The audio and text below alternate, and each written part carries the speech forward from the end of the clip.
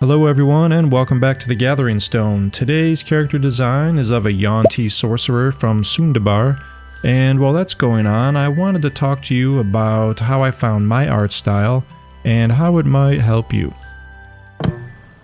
Now, I want to preface this by stating that my advice is guided by my experience, and will relate mostly to illustrating, cartooning, line art, the sort of thing I draw regularly. Not that it couldn't relate to other forms of art, but that might be for you to discover for yourself. Also, I think finding your quote-unquote style can be a little arbitrary, and will quite possibly just happen of its own accord through time, so try not to force anything. Alright, now for me, I think it came down to two significant factors, not including time spent, when considering how I came to draw the way that I do.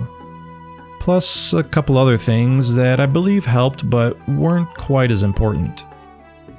Come to think of it, I'm reminded of strength training.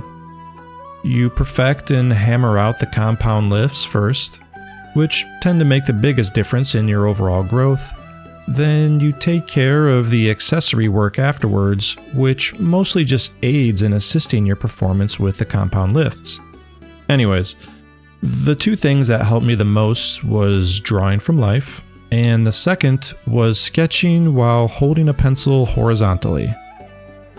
Now let's go a little further into those. Drawing from life sounds simple enough, right? You can use pictures if need be, and I think there is lots to gain from doing so, especially considering that your subject matter won't move. I actually did this regularly as warm-ups before diving into projects. You just need to find a reference that you can not only learn from, but you also find interesting enough to stay engaged. However, if you're able to, I highly recommend getting out amongst the people. Be it a coffee shop, arcade, waiting rooms, or subways. Try to find a spot and lock in. I found that drawing people in this manner forced me to make quick observations, then capture it before they inevitably moved. A lot of my overthinking was eliminated from the process, and I was forced to just move the pencil or pen. Then I would come back to it later to analyze parts I could have done more accurately, making mental notes and layering that for the next subject matter. And the best part of this process was having no intentions of sharing these sketches. They were all just for me. I could move quickly or slowly. They could be messy and terrible, but it didn't matter. Further removing any overthinking on my part. And through this, I learned that even though almost everything was sketched with intent, how I sketched was totally unintentional. If that makes sense. And within these scrubbings, I started to discern patterns of my shape language for specific parts of the body that I thought looked right, or gave me the feeling that I was on the right track for grasping something that I previously struggled with. All of which influenced how I approached any character illustration, essentially defining certain aspects of my style. Now, for this next part, I know it sounds silly, but I'm 100% serious. Drawing while holding a pencil horizontal instead of vertical was life-changing for me. Originally, it was a suggestion from one of Bobby Chu's videos.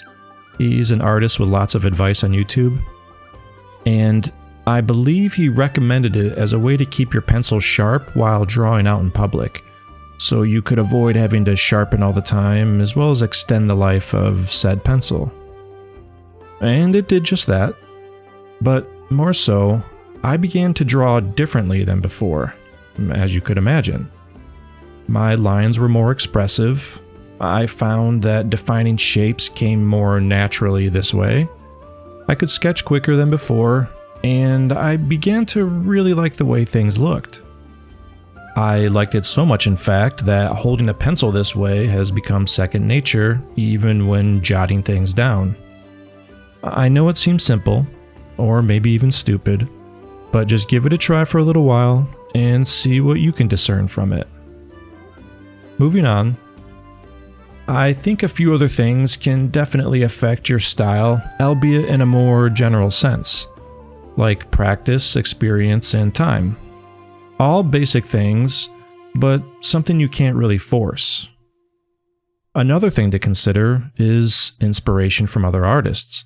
Now, obviously you can be inspired by a great many artists over time, but realistically, there are probably 2, maybe 3 tops that truly leave a mark, which affects your decisions when creating. Subconsciously, I might add, as I'm not advocating for trying to replicate someone else's work, unless it's required of you for your job or for practice. That being said, I think we tend to hold on to something from our childhood, like a specific anime, comic, or cartoon, then probably fold in another couple of artists as we age. Amongst everything else in our lives that gets turned around in the blender of our minds, with a few flavors at the forefront, which we can call upon from time to time to influence a few decisions here or there, that continue to help define who we are and what we like as we continue down this journey of creation. Sometimes for creation's sake, and sometimes just to keep the lights on. Whatever it might be, I wish you good luck, and I hope this helped in figuring out your own art style. That's it for this week. Thanks for watching. If you have any questions or comments, leave them below, and I'll either reply or talk about them in the next video. So until then, as always, I'm Benjamin, and I look forward to seeing you in the next one. Good night.